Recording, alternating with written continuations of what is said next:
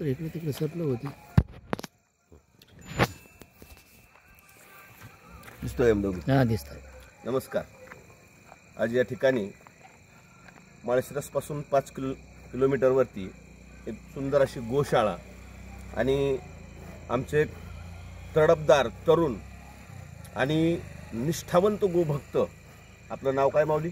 दादासाहेब भगवान ढेरे. दादासाहेब भगवान ढेरे हे अगदी आपल्या कष्टातून आणि कुठलीही परिस्थिती नसताना एक सुंदर आणि गाईच्या निष्ठेनं गोशाळा चालवत आहेत. त्यांची ही गोशाळा ही पूर्ण बघा, हा बोर्ड आहे. ही गोशाळा इथं जवळजवळ 80च्या आसपास गोवंश आहे आणि या गोवंशाचा ते निष्ठेनं सांभाळ करतायत आणि जवळजवळ यातल्या 90% गायी या कसायापासून सोडवून आणलेल्या आहेत. कसायापासून सोडून आणलेत. तर या गायीची यांनी आत्तापर्यंत सेवा केलीच आहेत, इथून पुढे ते करणारच आहेत. तशी त्यांना कुणी काही द्यावं अशी त्यांची अपेक्षा नाही, पण अशा गोभक्ताला सहकार्य करणं किंवा आपण त्यांच्या या कार्याला हातभार लावणं हे आपलं कर्तव्य आहे. लावा असं मी म्हणणार नाही, पण आत्तापर्यंत त्यांनी कुठल्या कुठल्या संकटातून ही गोशाळा चालवली याच्याबद्दल 1 मिनिटात ते सांगतील, त्यांचा परिचय आणि या गोशाळेची माहिती ते 1 मिनिटात देतील. जय गो माता, जय श्रीराम. मी गोसेवक दादा ढेरे.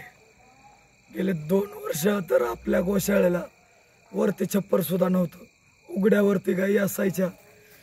ज्या गायी लंगड्या पांगड्या ज्या शेतकऱ्यांना सांभाळूशी नाही वाटत व ज्या गायी कसाईंना विकल्या जातात त्या गायी आपण सांभाळून ह्या गोशाळेमध्ये सांभाळत होतो आणि आता अजूनपर्यंत आपण सांभाळत आहे आणि इथून पुढं पण सांभाळू.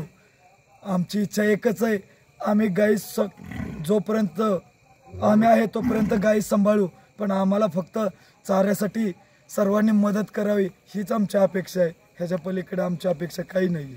ठीक आहे. अशा गोभक्तांना मदत करणं हे आपलं कर्तव्य आहे. मी स्वतः या ठिकाणी आज एक गाय आणून सोडलेली आहे. मी माझ्या पद्धतीनं सहकार्य करणारच आहे. 100% देशातल्या सर्व गोप्रेमींना, हिंदू प्रेमींना अशी एक विनंती आहे.